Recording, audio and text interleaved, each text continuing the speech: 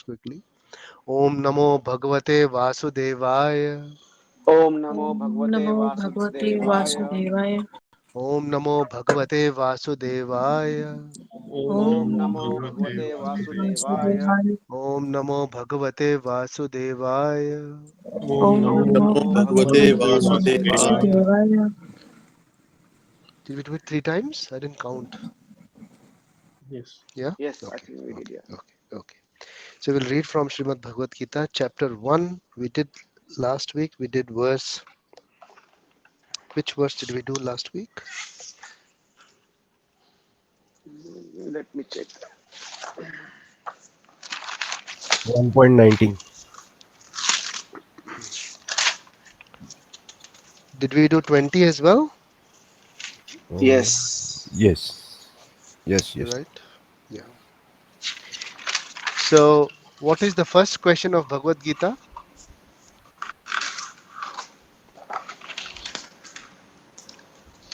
From Dhritarashtra to Sanjay, asking what is happening in the battlefield. And what did Sanjay answer?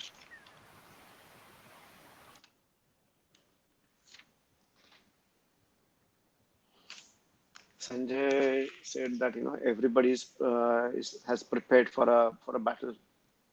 Is that the answer to Dhritarashtra's question? No. What is the answer to Dhritarashtra question? So, first question by Dhritarashtra 1.1. Dhritarashtra Uvacha. What does he say? Um, Dharmakshetre Kurukshetre Samavetaha Yuyutsavaha Mamaka Mamakaha Pandavascha Pandavachaya Eva Kim Akurvata Kimakurvata Sanjaya. Sanjaya. Sanjay. So, what is the answer of Uh, that question? Sanjay Uvacha Društva tu Pandava Is Nikam. that the answer? Uh, Sir, the answer was given in the last chapter, verse 78. Correct. As you, 18.78. Yes. yeah. Yatra Yogeshwarah Krishno, Yatra Partho Dhanurdaraha, Tatra Shri Vijayo Bhurtir, Ardhva Niti, Amrati Marma. Yatra Yogeshwarah Krishno, Yatra Partho Dhanurdaraha, Tatra Shri Vijayo Bhurtir, Dhruva Nitir Matir Mama. Whenever, wherever there is Krishna, the master of all mystics, and wherever there is Arjun, the supreme archer, who abides by the direction of Krishna, there will also certainly be opulence, victory, extraordinary power, and morality. This is my opinion. This is the answer. What happened in the battlefield? What will happen? What did they do? Doesn't matter. Wherever there is Krishna and Arjun who follows Krishna, there will be victory. Simple. That's what he says at the end. And what is this? If someone knows these two things, he knows Bhagavad Gita. All the other 698 verses in the middle are just they are emphasizing on this idea. What is the central point of Bhagavad Gita, which we discussed last week? 9.34. 34. What is the verse? 9.34. Can someone say without looking at the book?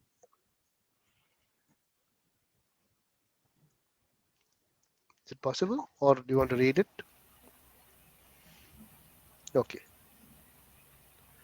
So you can repeat after me if you Manmana Bhava Mad Bhakto Manmana Nanmana Bhakto Bhavamad Bhakto Madjaji Mam Namaskuru Jaji Madhyaji Man Namaskuru Mame Vaiyashyasi Mame Vaiyashasi Yuktveva Yuktavaiva Atmanam Matparayana. Atmanam Matparayanam. This is the central idea of Bhagavad Gita. So this verse should definitely be memorized because this is the core center. You know, when you hit the bullseye, you know what is a bullseye? Yeah, when you shoot, the circles. Someone hits the center, which is the red circle, that's the bullseye. That is the maximum points. So if you want to understand the crux of the center core idea of Bhagavad Gita, it is this: Manmana bhava madbhakto madjaji mam namaskuru ma me vaiyashyasi yuktveva atmanam mataparayana. So it says, Krishna says, engage your mind always in me, thinking of me. Become my devotee. Offer obeisances to me and worship me. Being completely absorbed in me, surely you will come to me. So that is the central idea of Bhagavad. So someone who does not understand the central idea of Bhagavad Gita but just goes around that, he will not be able to understand Bhagavad Gita. He may be academically qualified in the Bhagavad Gita, but he will not understand the central idea, which is nothing but beating around the bush, not getting the center.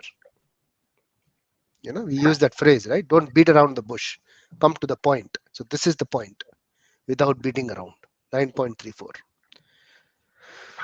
This is the central idea of Bhagavad Gita. So when we have read till 1.20, what we have understood is that so far everybody has blown their conch shells, but it is said that the conch shells blown by Krishna and Arjun were transcendental.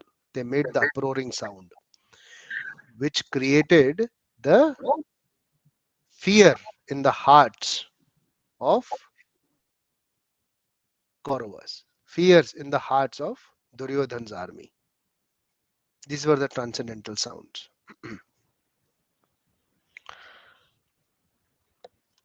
The reason why they were transcendental is because they were under the shelter of Krishna. So when someone is under the shelter of the Supreme Lord, Krishna, is automatically pure. He automatically becomes pure. And purity is nothing but a force. And that is why the sounds of the conch shells blown by Pandavas have transcendental effect, which is creating fear in the hearts of this. So purity causes fear eh, for the people who are on the path of adharma. When there are wrongdoers, they will be fearful of someone who is very pure. So purity becomes the force, and purity is uh, the element of purity is comes by surrendering to Krishna. So when we do any kind of sacrificial activity, or when we do any kind of event in terms of any yagya or puja or anything, there is one mantra which is always which is recited, which is Om Apavitra Pavitro Va Sarvavastham Gato Apiva. Om Apavitra Pavitro Va Sarvavastham Gato Apiva. Yah Smaret Pundarikaksham Sah Bhaya Bhayantarah Shuchi. So I'll say that again. Om Apavitrah Pavitro Va Sarvavastham Gato Apiva. Yah Smare At Pundarikaksham Sa Bhaya Bhayantarah Shuchi. Which means that if one who is apavitra, that is impure, or one is pavitra, is pure, or even in all other conditions, he who remembers Pundarikaksha. Pundarikaksha means it's another name of Sri Vishnu or Krishna, which means lotus like eyed. One who remembers Pundarikaksha, one who remembers Lord Vishnu or Sri Krishna, he becomes pure outwardly as well as inwardly. And this verse is from Garuda Purana, one of the Shastra. I can paste this into the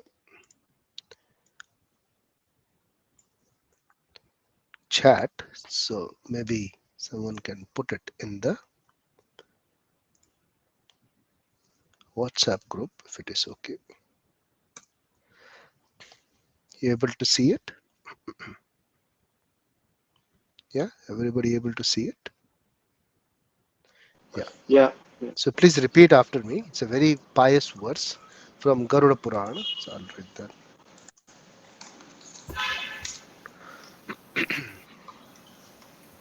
Om Om Om Apavitraha Apavitraha Pavitro Va Pavitro पवित्रो Va Pavitra वा Sarvavastham Sarvavastham Sarvavastham Gato Apiva गतो Gato Apiva Apiva Yah यः Yah Smaret Punda Smare Smare Punda Punda Rikaksham Rikaksham Vikaksham Sa Sa Sa Bahvya Pahvya Bhavya Abhyantaraha Yantaraha Abhyantaraha Shuchihi Shuchihi Om Apavitraha Pavitro Va Om Om Apavitra Pavitra Pavitra Pavitra Sarvavastham Gato Apiva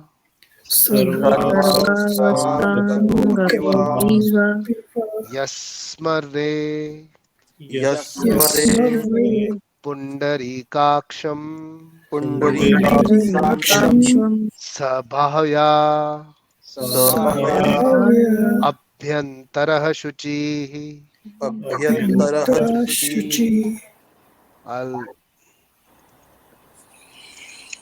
copy the translation of this as well.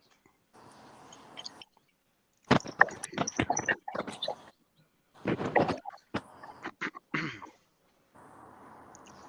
So this is the translation of this verse.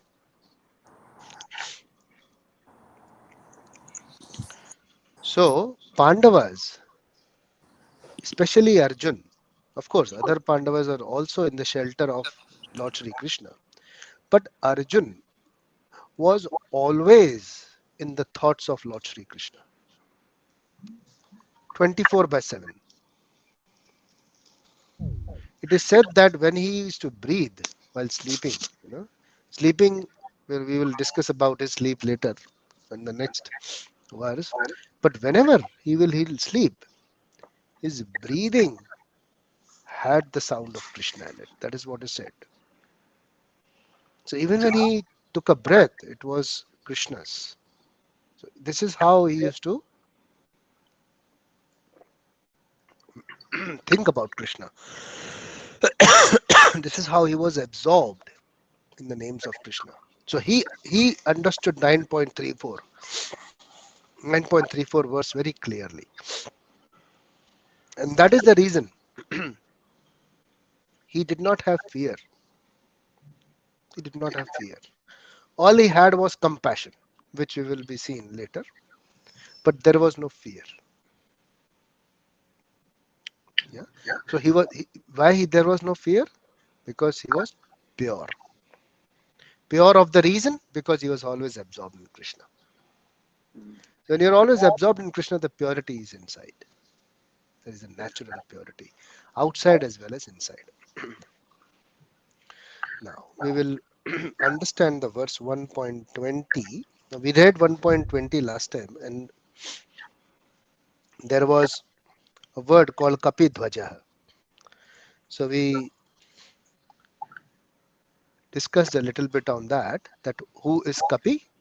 Kapisha, Lord Hanuman, Lord Hanuman.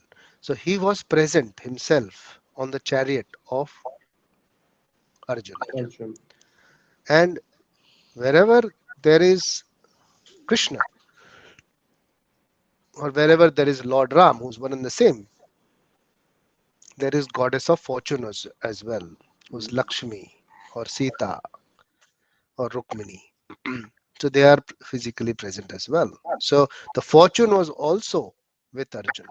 And there was the servant, the topmost servant of Lord Ram, Sri Krishna, physically present on the flag.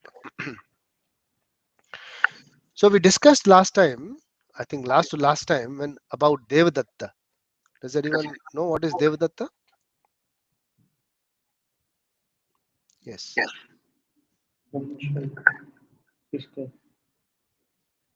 What is Devadatta? Does anyone remember? It's a conch shell, right? Conch shell. Conch shell. Conch shell of Arjun. Arjun. Arjun. And how? Where did he get this conch shell from? From the demigods. Lord Indra. Yeah. From the So yeah. So he got this gift from the demigods or devatas when he, after he traveled to the heavens, to heavens. Swarga. And we did this story in little detail a couple of weeks ago, that he got a mantra from Yudhishthir. Who got this mantra from? Vyasadev. Which was, what was the name of the mantra which he got?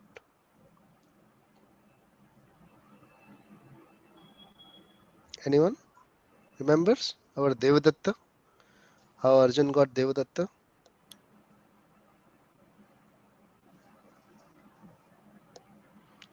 Yes.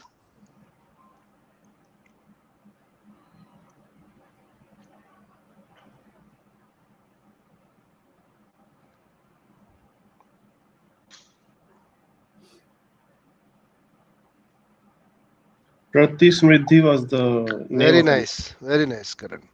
So Pratismriti mantra was given by Vyasadev to Yudhishthir, who in turn gave it to Arjun to travel. And why Arjun was chosen? Because he was the purest. Always in the remembrance of the Lord. So he was the perfect candidate to travel to. So he traveled. We discussed this in little detail last few weeks earlier, that he went, crossed the Gandhamanda Parvat, and he went to the celestial lands, and then he went to heavens, and then he got multiple weapons from everyone, and he got the Devadatta from the all the Devatas, and he came back. So during that time, when all the Pandavas were here, so they also uh, were, wanting to travel towards the celestial lands. So Bhima was one of them, who was also wanting to go to the Gandhamanda Parvat, not just to travel there, but also to get special lotus flowers, which Draupadi had requested. Now Bhima had very caring. He was very caring towards Draupadi because he had taken a few vows to protect Draupadi. Anyone remembers what vows uh, Bhima took for Draupadi?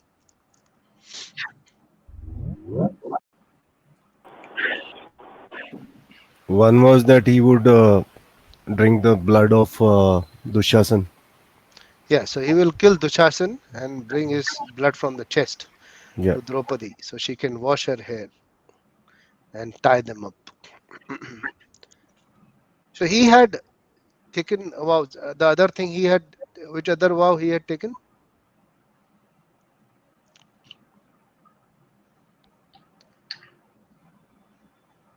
Yeah, Duryodhan had made a comment for Draupadi. Yes, Yeah, he would break the thighs of very Duryodhan. nice, very nice. Yeah, so that was another vow. So he had taken those vows for Draupadi, and Draupadi also had that. She used to feel that he will be taking revenge for her. He will take the vengeance of her, what a tyranny had happened to Draupadi. So they had a kind of a connection. So Bhima, on the request of Draupadi, went to Gandhamandava Parvat to get the special lotus flowers, which Draupadi really liked. So he went to bring those lotus flowers, and during while traveling toward the Gandhamandava Parvat, he came across a place where there was a monkey sitting down, and his tail was laying down was laid down for a length. And as a Vaishnava etiquette, because the Vaishnava etiquette is that they don't cross over anyone. They request someone to give them the way. They don't jump over someone. So this monkey was lying down. So Bhima didn't jump over him, but requested the monkey to move away his tail so he can go past him and go towards Gandhamandha Parvat. So the monkey didn't even, you know, reciprocate or didn't even respond to what Bhima said. And he just turned around and he slept. So on that, Bhima got very angry. He said, I will pick up your tail and take it away. So the monkey said, okay, I'm very old. You may do what you like, but I will, you know, uh, continue resting. So he tried to pick up his tail, but he couldn't pick up his tail. It was very heavy. Mind you, Bhima had a power of 1,000 elephants. Such a powerful, huge, Herculean personality. He couldn't pick up the tail of that monkey. He tried very hard, and ultimately he gave up. And he then requested the monkey to give his introduction, because he said, I'm supposed to be quite powerful, but you are more powerful than me. You have to be some kind of a super personality whose tail I'm not able to pick up. And then the monkey gave his introduction. He said, I'm Hanuman.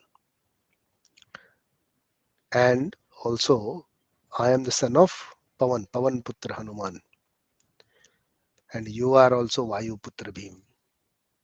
So technically, we are brothers. He said, yes, that's right. And they met each other with a lot of love and respect towards each other. And Bhima told him that I really need we all Pandavas, we need your help, because there is going to be a war, a Mahabharat war. So we will need your help in that war. So Hanuman promised that I will be personally present with you on the flag of Arjun's Rath, because there will be Krishna. And he said, I will be present there. And whenever Bhima, you will shout, while fighting, I will give the background score to your shout. I will make it so powerful that the hearts of the people there, the opposition soldiers, will be shattered. And even in today's times, um, science now has come up with some of the experiments that sound at a certain level and certain degree in a tonal way, if it can be produced, it can kill a human. I think the term used is called sonic death. Does anyone know about this?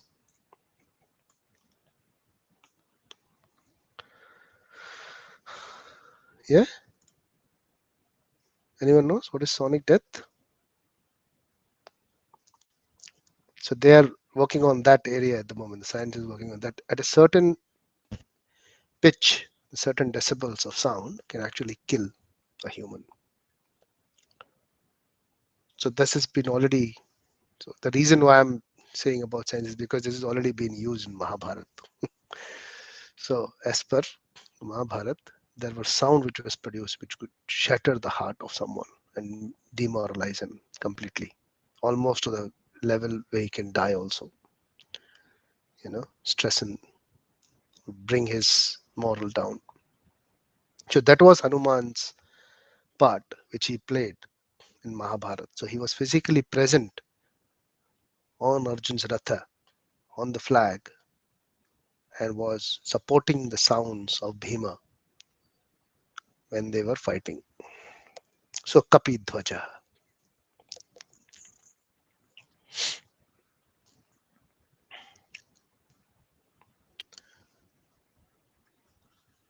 Okay. So we'll move on to the next verse, 21 and 22. You able to open that verse in your books, or do you want me to share my screen?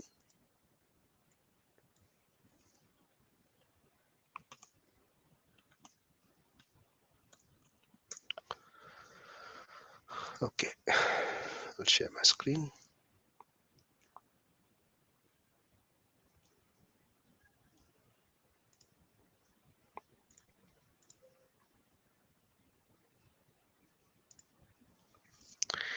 Please repeat after me. Arjuna Uvacha Arjuna Arjuna Uvacha Uvacha Senayorubhayormadhe सेनयोरुभयोर्मध्ये Senayoruභyo Madhye Ratham Sthapaya Me Achyuta Ratham रथं Ratham स्थापयमेच्युत Sthapayameschita Yavad Yavad Etan Yavad Etam Yavat यावदेतान् etam Yavadetan Nirikshyaham निरीक्ष्यामि Nirikshyahan Nirikshayaham Yodhukamanavasthitan Yodhukamam योद्धुकामानवस्थितान् Yodhukamanavasthitan Avasthitam Kairmaya Saha Yodha. Kairmaya Kairmaya कैर्मया Saha सह Saha Yodha योद्धः Yodhya Sorry, I'll say that again. Kairmaya Saha Yodhavyam कैर्मया Kairmaya Kairmaya सह Saha Saha Yodhavyam योद्धव्यम् Yodhyavam Asmin Rana Samudyame. अस्मिन् Asmin Rana रणसमुद्यमे Samudyame So I think we have recited this verse last time, couple of times. So we will read the translation. Can anyone read the translation, please?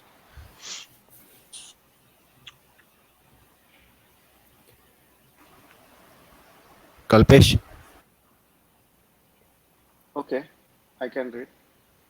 Arjuna said, O infallible one, please draw my chariot between the two armies so that I may see those present here who desire to fight and with whom I must contend in this great trial of arms. So now, from this Sir, verse, yeah, sir, we discussed this verse last time. have we? You had explained about Achyuta, then Bhaktavatsal. Yes, correct. So we'll discuss a bit more on Yeah. this verse. So everyone remembers, though we are entering into the new section of Bhagavad Gita, which is Krishna as Bhakta Vatsala. Yes. Which section of Bhagavad Gita is this now? Does anyone have the thing Signs of which we did? victory Yes. So signs of victory was which one? From verses from where to where? from 120 till Is it? I think from 121 we changed the section, right? hmm, Yes. From 1.21 it is Krishna as Bhakta Vatsala. hmm. Yes. Yes, yes. Does anyone have the chart of what the different sections are? Do you want me to share my screen?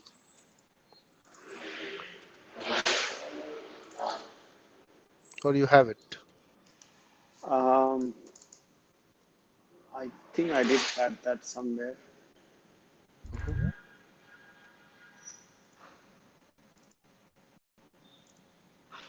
Can you please share that again? Sure. Give me 1 minute. Okay. So I'll share my screen.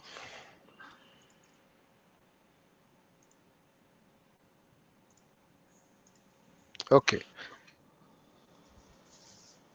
Ah, yeah. So 1.1 to 13 verses are preparation for war. 14 to 20, where we have all the conch shells, are signs of victory. 21 to 26 is Krishna as Bhakta Vatsala. Okay. Hmm. Does Okay.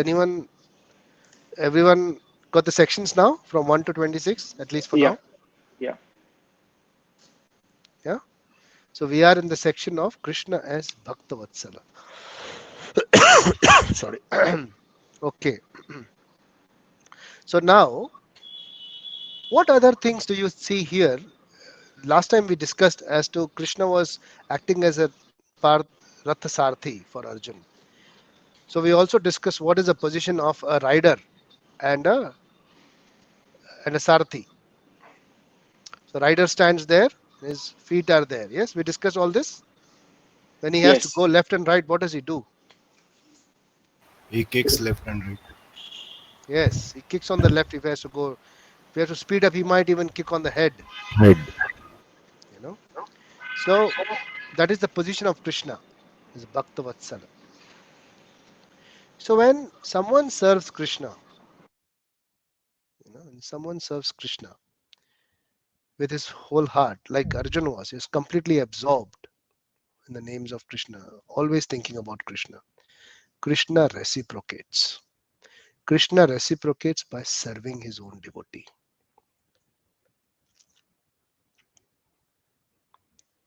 So that is a realization which can only occur when we serve Krishna with our sincere heart. So what is the service which can be given to Krishna? Easiest, which can be performed? By remembering his name. Very nice. Just even by remembering him, smaranam. So that is what 9.34 says. Just remember me. You just think about me. Absorbed in me. If you can think about him, be absorbed in him, that is the best service you can do. That's what he says, 9.34. Even while chanting his names, listening to his names, listening about his katha. If you're absorbed in Krishna, you're just serving him. There's nothing external required. If you're doing something more than that, that's a bonus. But doing this much is accepted. He accepts that as a service. And he reciprocates based on that. Which is what is he doing for Arjun? What is he doing for Arjun now? He's becoming a Sarthi. And what is Arjun telling him in this verse? Anyone apart from Abhijit and Kalpesh? Can I hear someone else talking now? Manish ji also had his word. So can anyone else now say what is Arjun saying here in this verse? Maybe Naisha, Harideya, Aditi, or Jay, or Kamakshi. Yeah, you might want to turn your video on to speak because I'll know who's speaking then.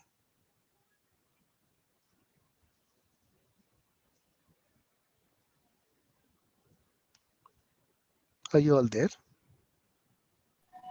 Ji, Prabhuji. Okay. Yeah. So what is Arjun's position here? What is he doing? What is he saying in this verse? 21, 22.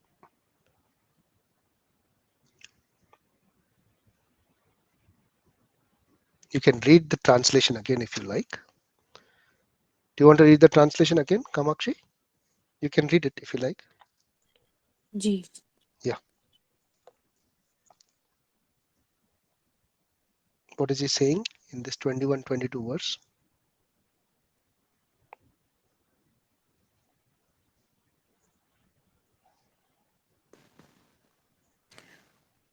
Prabhuji, maybe because of some technical issue or something, I'm not able to open it. It's not Oh, okay. opening. The page is not showing. Okay. The Veda-based link is not opening, is it? Yeah. Oh, okay. Do you want the link again or is it your network Its issue? link is there, but I guess because of network issue something. Okay. Yeah. No problem. Maybe someone else, Okay. Harideh or Jay, someone? I've shared the translation in the group. Yes, Oh, yes, very I nice. got it. Okay. Yeah. Who are we?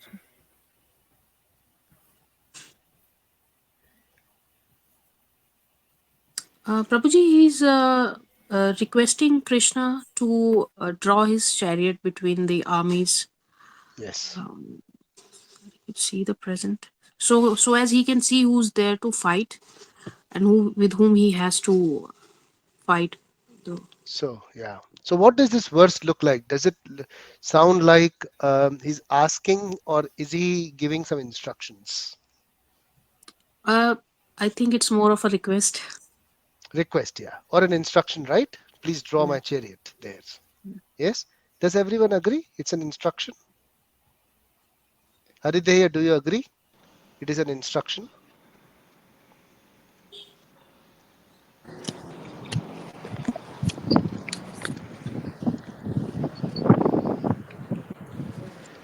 Okay. Rishi, do you think it's an instruction? Yes, Prabhuji. It is an Yeah, instruction.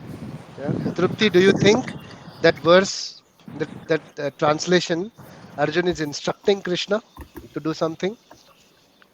Uh, I feel he's requesting. Okay, okay. But does it sound like an instruction, or does it sound like a question or asking something? या मतलब asking कि he's bit confused ना कि मुझे युद्ध करना चाहिए कि नहीं करना चाहिए मैं अपने घर वालों के साथ कैसे ये कर सकूं Is he saying तो that? ये अभी बोल रहा है वो 21 22 नहीं में. हाँ. So is he asking this at the moment, or is he asking something else?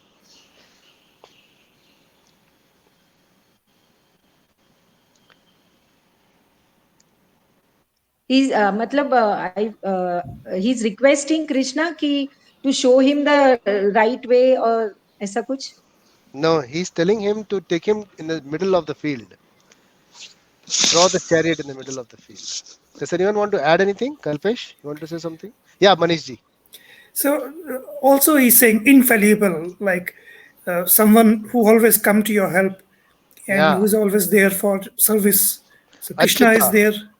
Krishna is Yeah, there for service, serving his own devotees. very good. And the reason why he uses Achyuta, because you will not say no to this request, or my instruction, because you're infallible one.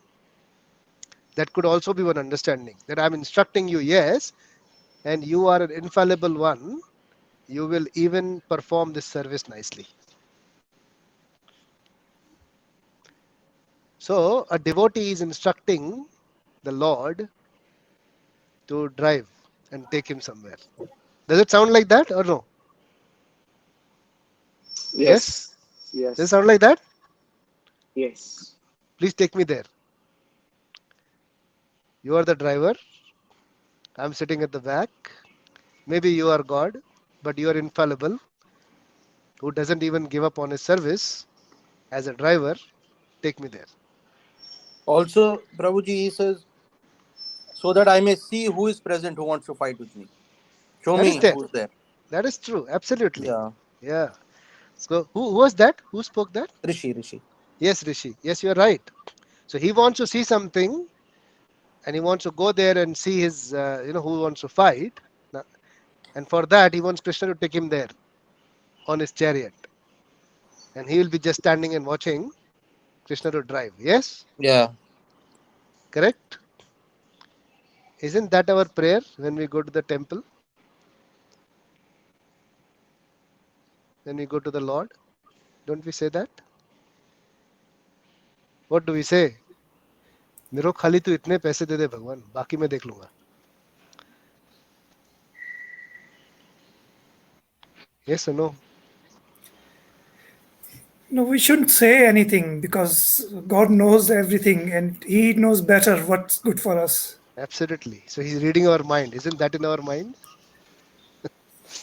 Yes, we should pray like, give us whatever you think is good for us. I know the word should is very nice, but do we do that?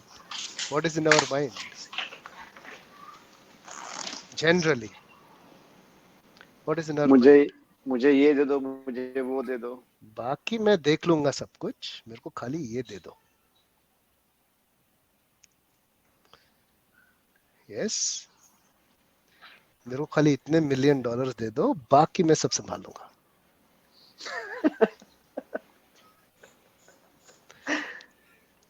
क्या करना है उसका मेरे को पता है. You just do your job, you just give me that money. उसके लिए जो चढ़ावा चाहिए मैं चढ़ाने को तैयार हूँ.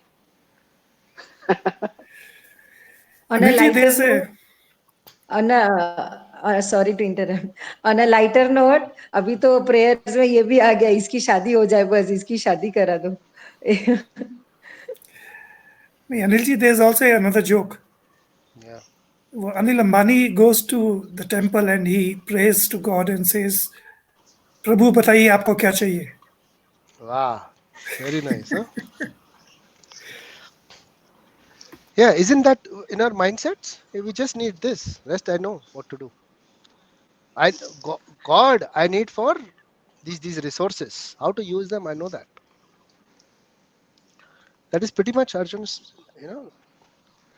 Arjun is a devotee, but he is put in that position. So we understand this very nicely. So sometimes we do these things.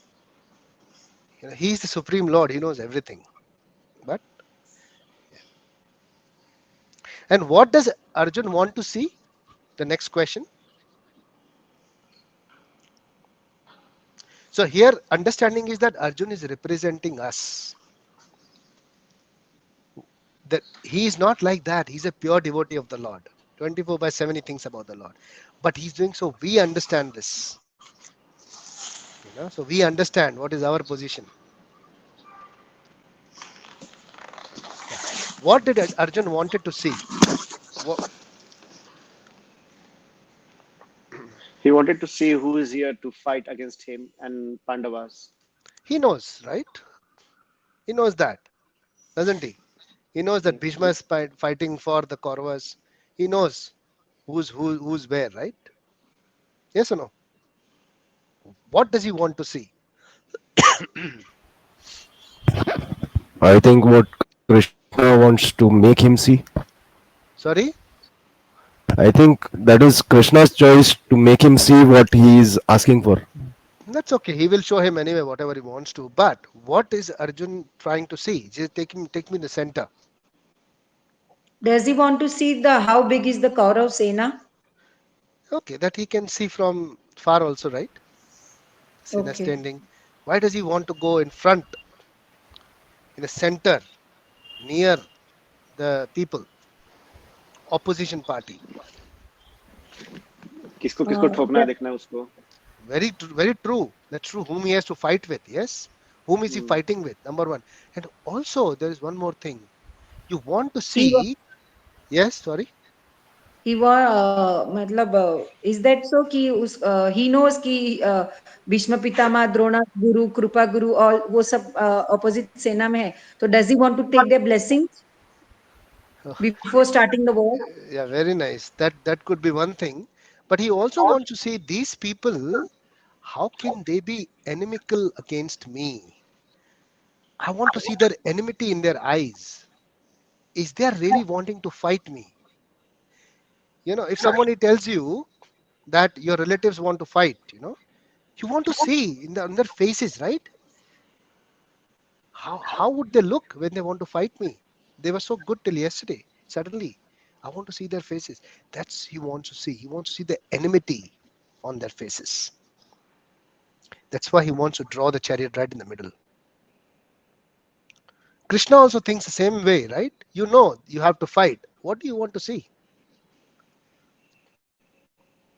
But he takes him there. And where does he take him? He takes him right in front of Bhishma,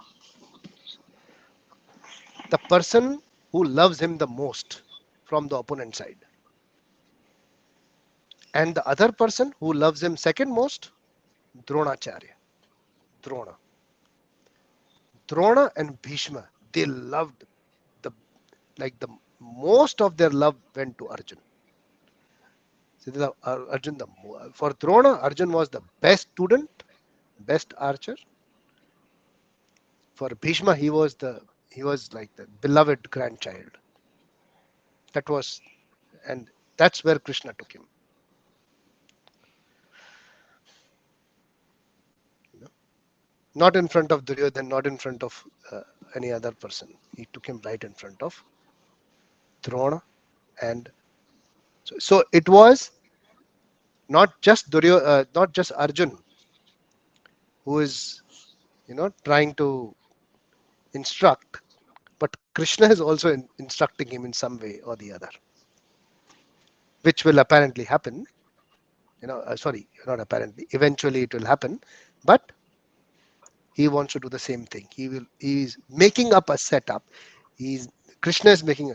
Arjun is instructing. Yes, Krishna is making a platform so that he can instruct later. So this is a setup being made, platform being made, so that Bhagavad Gita can be spoken.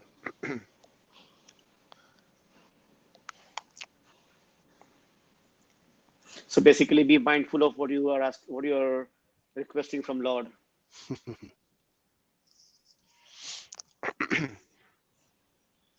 So if you read the last paragraph of this purport, 1.2122, if you can open the link, there is a translation, and the end last paragraph there is a the last there is a purport also.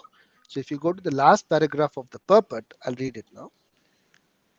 As a pure devotee of the Lord, Arjun had no desire to fight with his cousins and brothers, but he was forced to come into the battlefield by the obstinacy of Duryodhan, who was not agreeable to any peaceful negotiation.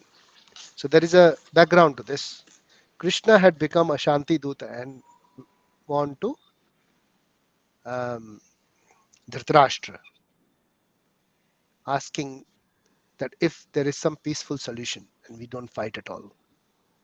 He also offered on behalf of Pandavas, which they did not know that Krishna is offering or trying to, um, you know, reconcile on, was that if they give Pandavas 5 villages, they will be happy with it. They wouldn't want anything more. Just 5 villages are enough, and you can have the rest of the kingdom. And then there will be no battle, there won't be any war. So Krishna went up to that extent. But but Duryodhan was very obstinate. He was very adamant on doing this. He said, I will not give any land to them. So the war was inevitable. Therefore, he was very anxious to see who the leading persons present on the battlefield were. Although there was no question of a peacemaking endeavor on the battlefield, he wanted to see them again and to see how much they were bent upon demanding an unwanted war. He wanted to see their vibe, he wanted to see their faces. So, how much are they in need of the war? We'll read the next verse, which is a continuation of this verse. I'll open the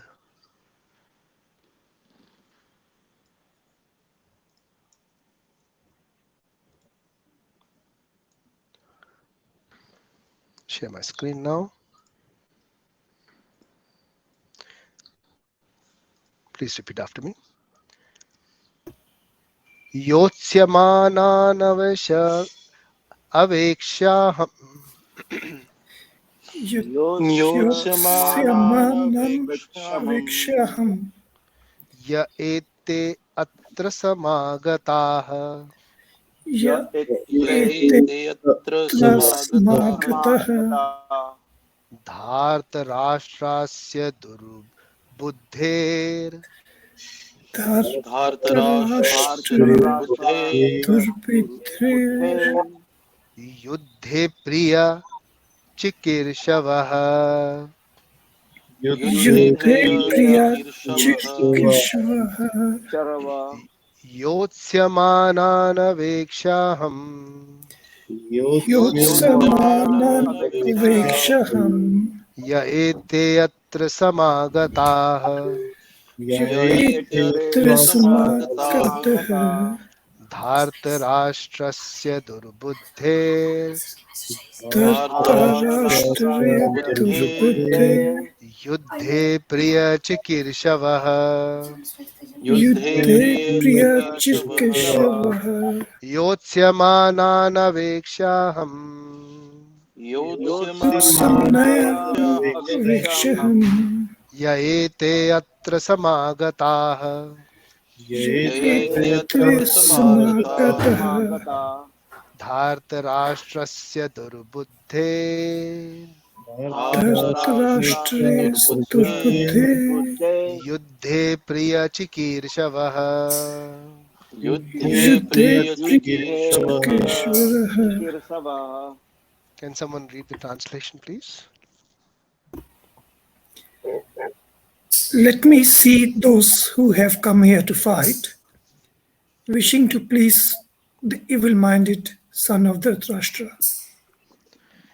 So that is his um, perception about Duryodhan, he is evil-minded. Yes, so he considered him as evil. Yeah, this is not just a verse as a continuation to the previous verse, but it is an important verse because it marks Arjun's perception at this point. Yes, 1.23. What does he think? He thinks Duryodhan is evil.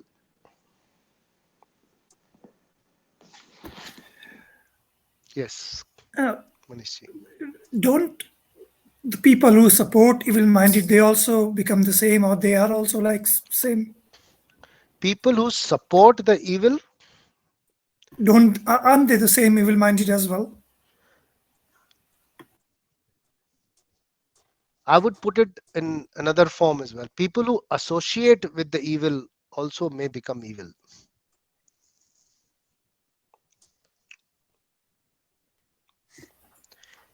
Now, in terms of Bhishma, he was not wanting to support the evil, but he was bound by his vows to support Duryodhan.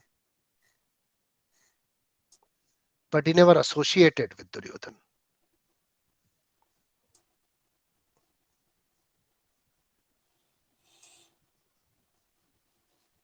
So, as a duty, he was, because he had taken a vow to support the throne, whoever is on the throne of Hastinapur, he will support him. But isn't the vow to do the right thing bigger than any other vow? Like you should be doing what God teaches you and do the right thing in any case.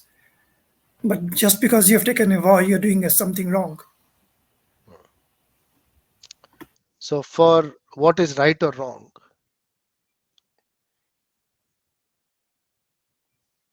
it is something on the person who is perceiving it. So, for Bhishma to abide by his vow was right. That's what his perception was. That's what he was abiding to.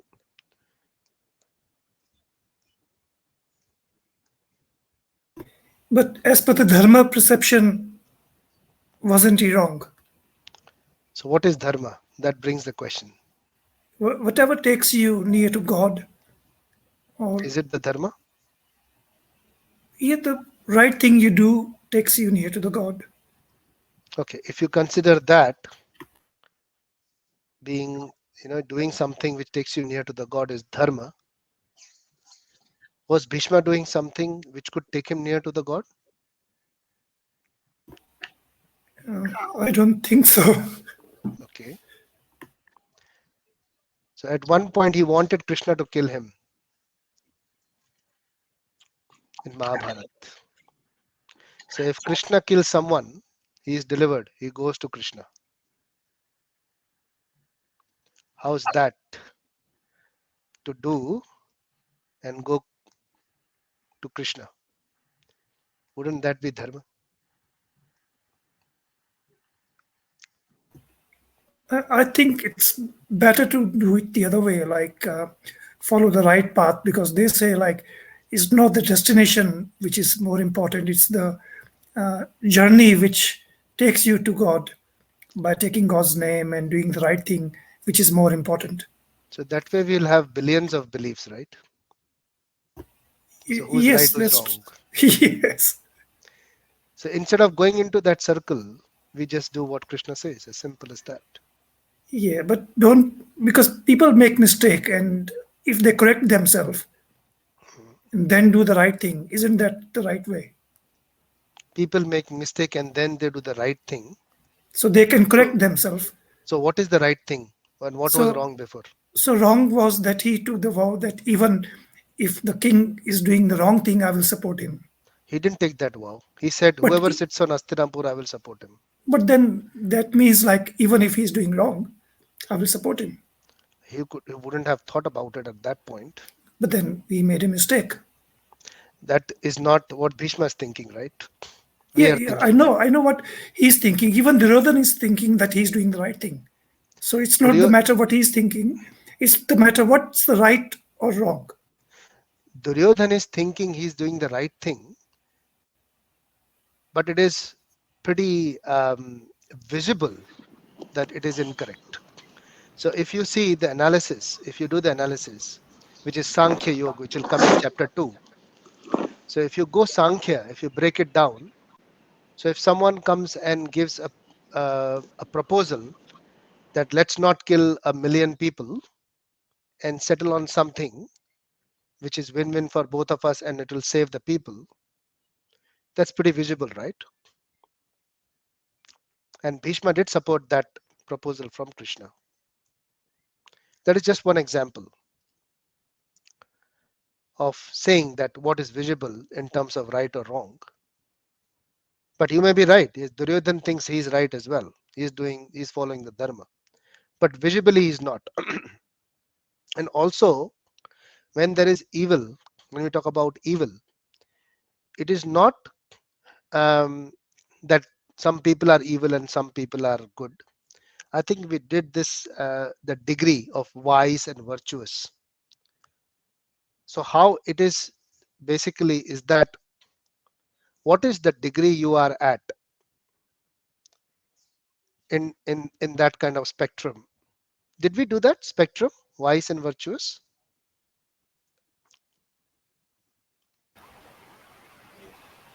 Yeah. Yes, we did discuss. So does anyone remember how is someone evil or how is someone virtuous? I remember just one thing in context of Duryodhan that you had mentioned, like Yeah. from that list, which was the last point of being virtuous and completely going towards vices, being hypocrite, Yeah. which was Duryodhan, and then at that when he crossed even that level. Yeah. Yeah. So some people, they put up an act that they are good, but internally they have some other motive. That is called hypocrisy. So that is said to be the last, salute from wise. Sorry, from virtuous to the wise, hypocrisy. But Duryodhan was very adamant on even being a hypocrite. So he just straight away went up to the point saying that I will not give them a minutest of the land for them to administer, because Kshatriya is, he will administer. He wants some land to administer. He was adamant on that. And he had tried, he was also an aggressor, which we discussed. Did we discuss? No, we haven't discussed it yet. So it will come in the next verses that Duryodhana was also an aggressor. Aggressor is someone who tries to kill someone. So someone trying to kill, poison, burn, steal his wife.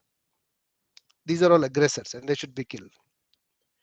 So evil mentality is a degree of how evil you are.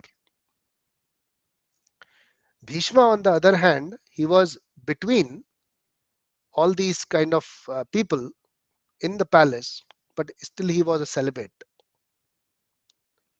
That shows that he was not a high degree of wise or vicious person, but he had a high degree of virtues. And that sometimes also can become tricky or a complex situation because because of his vows which were done being as virtues, but just because, although Duryodhan was not a part of the throne as well, Dhritarashtra was, so he had to support Dhritarashtra. But just because Dhritarashtra was attached with his son so much that he was not following what a king should do, he was in that circle. So that part is called, we had discussed, is Niyamagraha or Niyamagraha. So there are certain things which you follow, which you need to follow in terms of doing the rules and regulations, which he was, which Bhishma was. And there are certain people who do the rules and regulations just for the sake of doing it, just to show. But Bhishma was the first kind. He was following the rules and regulations to the core. So whatever vows he took, he was following it to the core. So this, shows the difference between Duryodhan and Bhishma. Bhishma was virtuous. Duryodhan was vicious. All his plans, everything, all his vows, all his plans were to kill someone, to destruct someone, for the battle so that people are killed, for his own self. Whereas Bhishma's vows were all virtuous. He wanted to support the kingdom. He wanted to support his father. So there is, visibility here on what is right and what is wrong.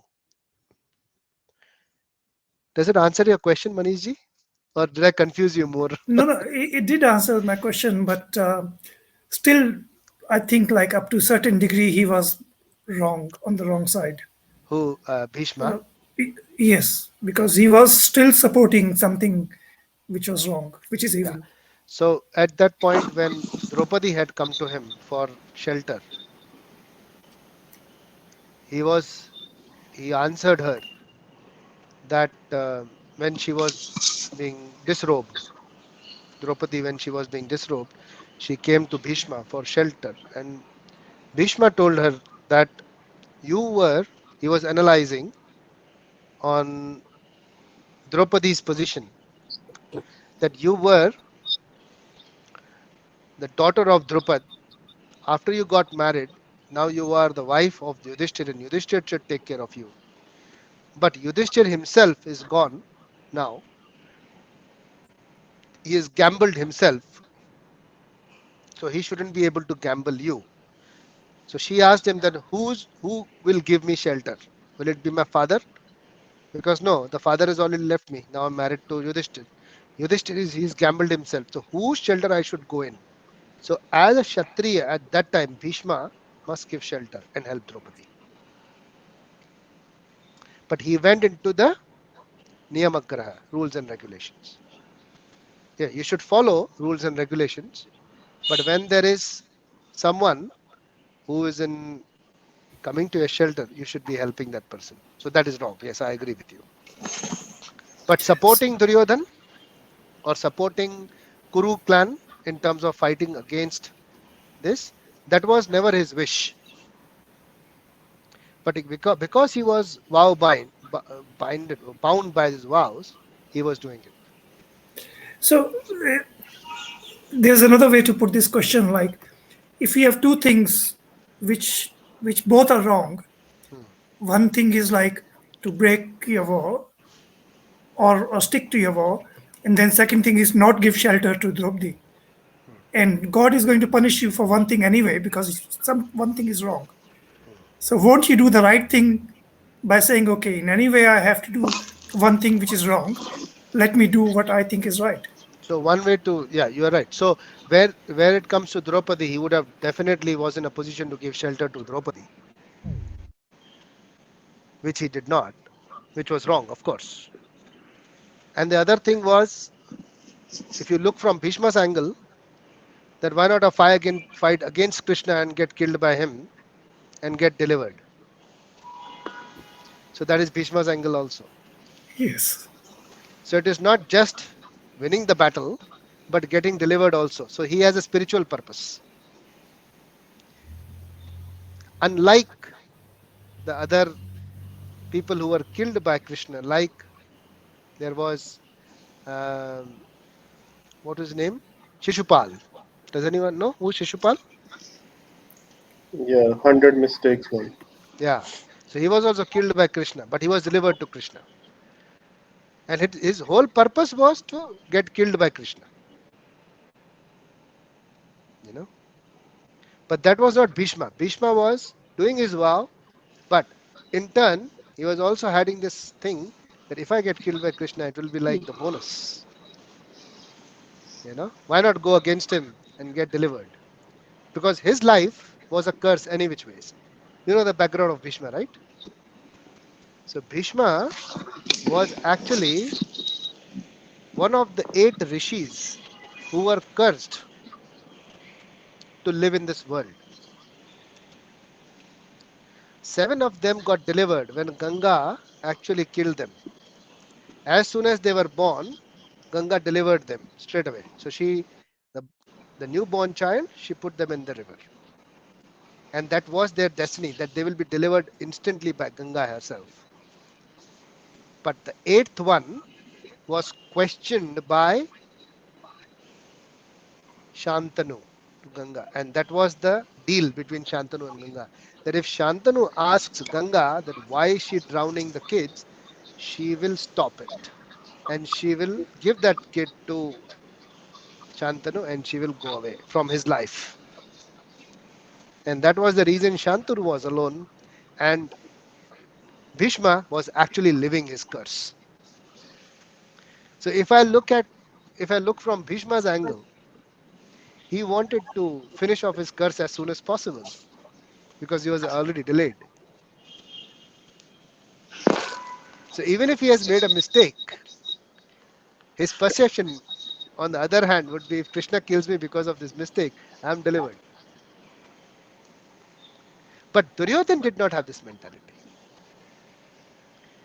Duryodhan was not that. He didn't have spiritual purpose. So that brings the concept of what is your purpose. So it's not your act which makes you wise or virtuous. It is the purpose why you are doing it makes you. Does it make sense? Hmm. Yeah, like killing someone for the right motive or to save someone is the right thing to do.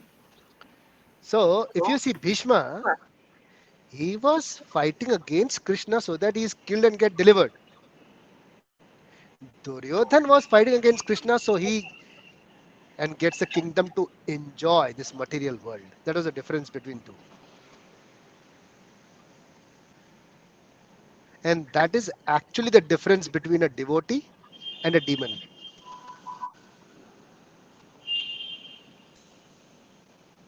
Sorry, we got a little deeper here, but is it making any sense? Yes, it does make sense. It's a very complex topic. If you understand this, then like Yeah, a lot yeah, of things. There's a lot of clarity yeah. in doing things. I've So given it's this example before, have I? About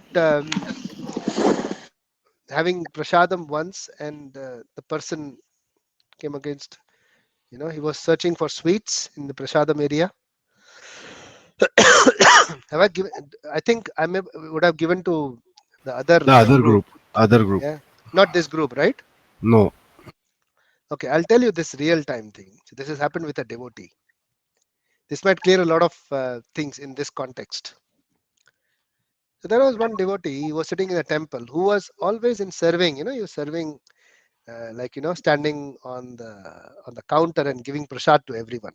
So what happens in the temple is that whoever is the server who is serving everyone, for that server, someone keeps one plate of prasad so that he can eat it in the end, in case the prasadam is finished.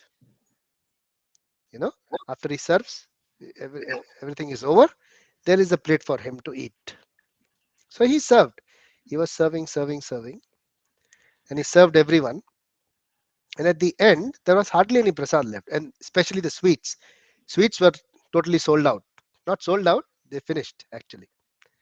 So given to everyone. Now he had one plate to eat. He went and sat there. So he sat with his plate and eating, and there was one old man, who was roaming around. His plate was finished. His sweet was also eaten. Could see in his plate, he's eaten the sweet also. But this old man was searching for sweets. Where is the sweet? I want some sweet prasad. I want some sweet prasad, sweet prasad. So the devotee was sitting down and eating his prasad. He said, I don't have any sweet. And this person already had sweet. He still wants more. Why is he, so desperate to have so many sweets? But he ignored that and started eating it again. Somehow that old person got another sweet. And he was so joyous. Hey, I got the sweet. I got the second sweet. I got the second sweet. And this person said, oh man, this. And to this devotee's surprise, that old man actually came to him and he said, here is the sweet. You were serving everyone and you did not get any sweet. I was trying to find a sweet for you.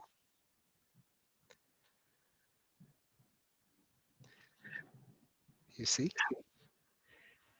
So when we see someone doing something, we don't know what is his motive, what is his purpose.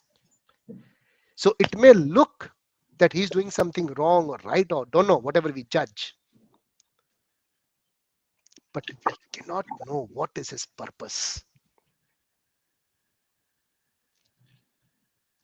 The purpose is only known by the person who is acting, who is doing the job. Why is he doing it? So if you know your purpose, that is more than enough. More than enough. You don't have to worry about others.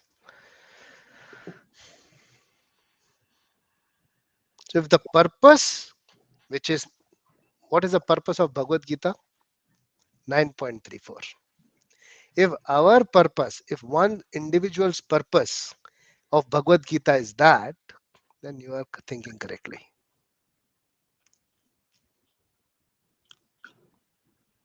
So for Bhishma, the purpose was to go to Krishna. And that was proven when he left his body. That is the test. That is the test. When you are dying, what are you thinking?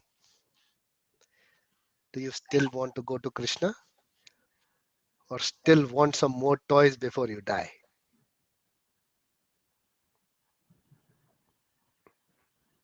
Purpose is not known by anyone else. It is only known by one own self.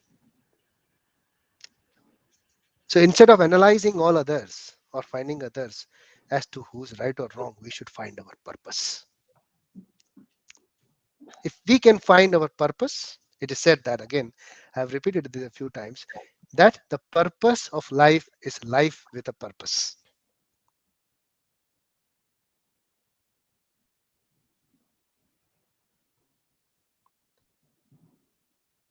And that makes you feel very clear and peaceful. There is no right and wrong then. Everybody is good because you know what you are doing. You know where you are heading to.